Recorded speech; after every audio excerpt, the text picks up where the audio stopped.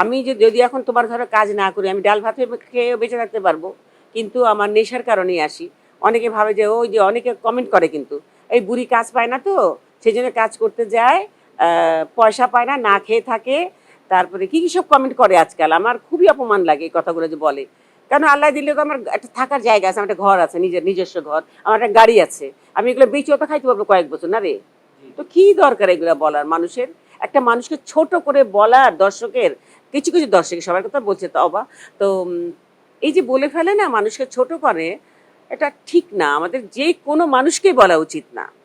আমার একটা প্রোডাকশনের ছেলে পেলে এখানে যারা থাকে তাদেরকে আমরা ভালোবাসি। তাদের কোন স্ট্যান্ডার্ড, তাদের কি অবস্থা, তারা কি রোজগার করছে, তারা কোন অবস্থায় আছে, আমরা যদি নাই বুঝতে পারলাম, নাই জানলাম, তা ওদের সঙ্গে আমি এত দিন রাত কেন থাকছি, কেন কাজ করছি ওদের সাথে? ওদের তো আমাকে বুঝতে হবে।